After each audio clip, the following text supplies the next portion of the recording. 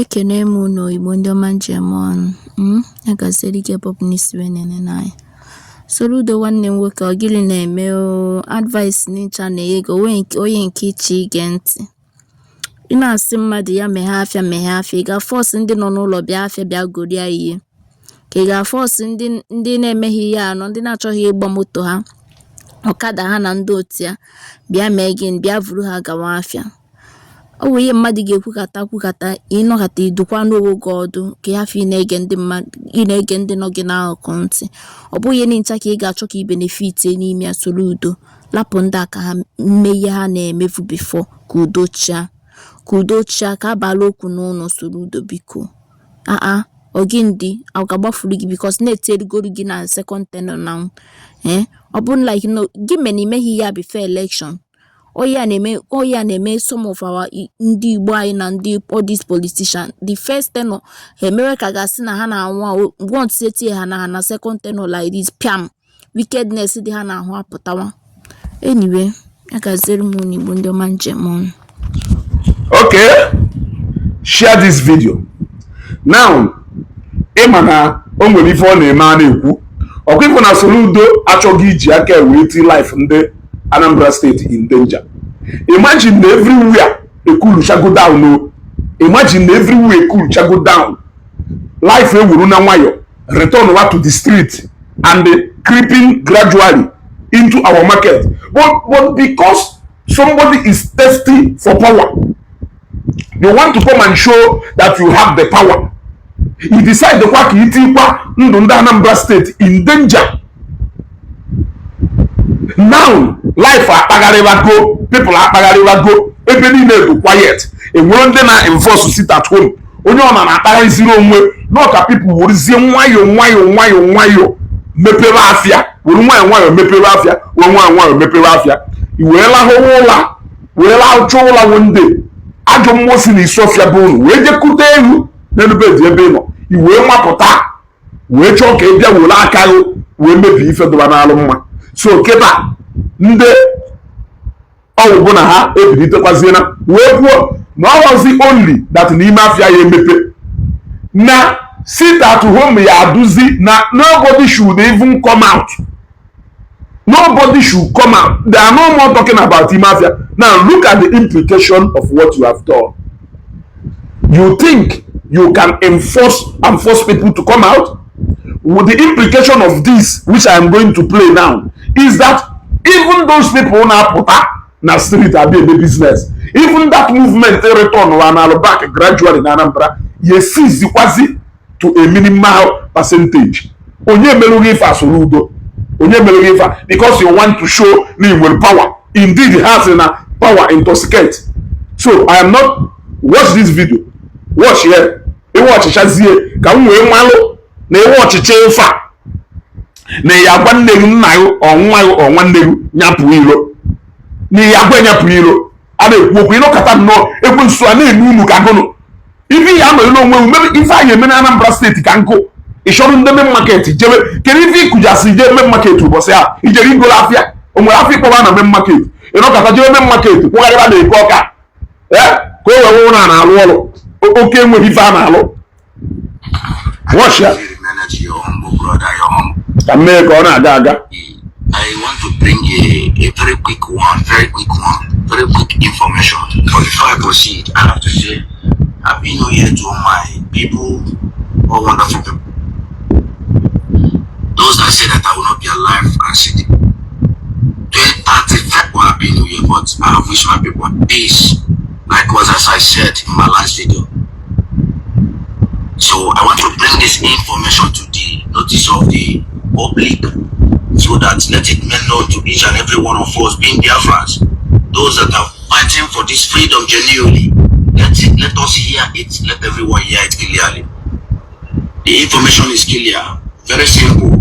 On Monday, 2nd February 2026, the entire land of Biafra across certain states will be on lockdown. No movement, no transportation, no banking, no school, and no out.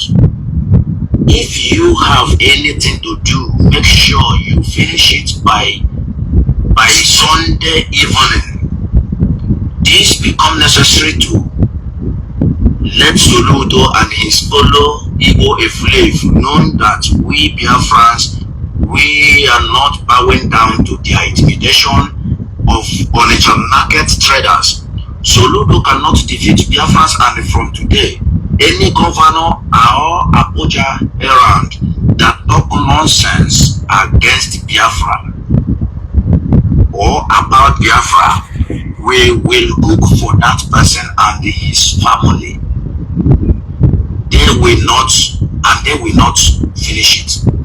Our land has been quiet, but Soludo put this fire on Biafra land. Our land has been quiet. We will not want you again, Soludo. So he denied the fact that our land has not been quiet. When last have you seen people coming out to enforce it at home? If you authority, authority. We will not want you again. Final warning to the Nigerian army, Nigerian police. If you obey Soludo and intimidate our own people, if you obey Soludo and intimidate our own people, it is a promise, not a threat. You must hear from us. Release Nnamdi Kanu, Onyendu, #1 citizen of Biafra land. Release him and let there be peace in Southeast. God bless Biafrans. God bless all of us of freedom all over the world. And God bless the world leaders, Donald J. Trump, Netanyahu, and all the rest of them. May God bless all of you for your efforts towards the massacre of Igbos in our land, for interfering in the massacre of Igbos in our land. We really appreciate. I still remain at Gentle the Yahoo. Okay, for you, and a billionaire to go calm.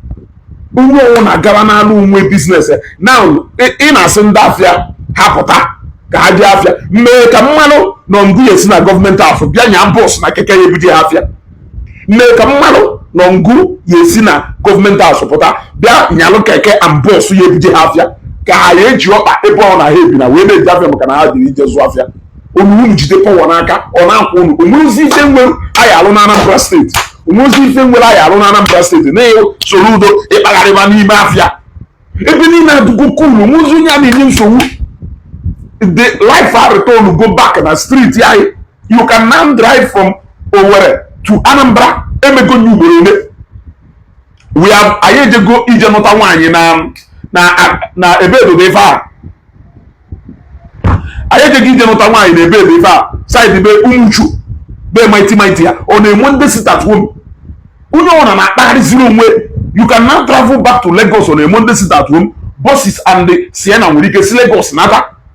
Life is gradually returning back. If the region of Fodafia look at electronics market, look of building materials for the e shop on a Monday. Life will not want return. Even the mafia, he have from them pelu. He just what a shock. He be a show of force. He be a show of power. He will do Anambra State in danger. Now, the result was the one. Many people believe it or not. All people wanna put up before Lulu do 60%. Tomorrow Monday, you will not see up to 20%. So you now have a lot of job to do. You will now have to be worried about the street, about even movement, logistics in terms of transport. You are now talking about even school. You want to go for the filling sessions. If you don't give me pay on Monday, if you make everything you back to square one. Fear, back. Even the mother, manana may think was since. Now, when they know Budo, you want to say, it is time. Yes, you Budo, Weber. Unfortunately, they will be Christmas. Upon Naham and every night to go, still, he will be Christmas. Unfortunately, Lagos, he will not back. Upon Naham and Nuna to go, still, he will back. Manahaya never, not Jangoman on Unike, not Jangoman on Unike. Every channel even me. I tried. What I said, but then I'm finally Yoko, Soludo never handle, Soludo never handle. Can business Soludo Wena, not baby, not that man market and the mafia. On only Monday, people would you mayo.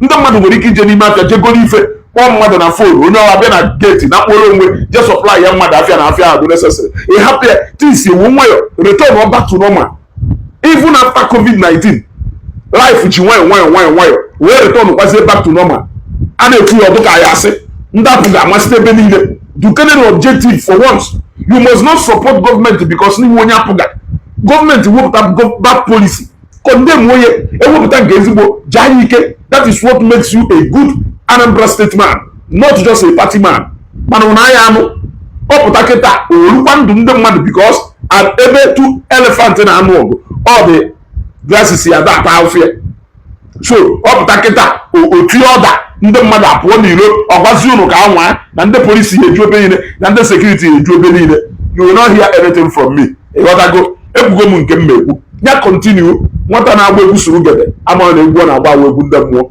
nwata na-agba egwu suru gede ama ọ na-egwu ọ na-agba egwu ndị mmụọ ịghọtago anyị aga na this chapter Soludo wojekwa anyị na-eti back n'ime let it be known we have passed this stage a long time ago ndị mmadụ na-eburuzi ngwa afịa ha na-emewe bim life is gradually returning osi from nowhere ekwensu kpakenye ye osi from nowhere pụta ka ọ bịakwa tinye ọkụ na Anambra steeti ka ọ na-agba o because n'ime osi anụ data na ya azọ that is why iji wee decide ya ka ịmụ geji ndụ ndị Anambra steeti ịghọtago all in the name of nation ka ị reduce our market to secondary school ebe people ya abịa mark ya attendance ewepụ ya level afịa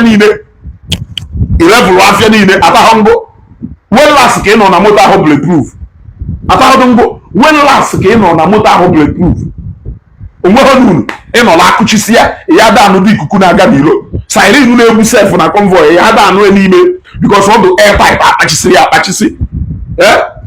akpachisi a sịkwuru onye were ọkpa gakata onye were moto gakata ya were ọkpa ga ka ofife ndị ji ọkpa aga ịghọtago ka ofife ndị ji ọkpa aga n'afọ onweghị ife m na-ekwu echi Monde tomorrow Monde anyị anọrụ n'eme ka anyị futeneri ka anyị esi wee nwee massive turnout progress emegolu up to 60% to 70%. You now want to return it back to 0% or 10%. Kudos to you. Soludo is working. Solution government.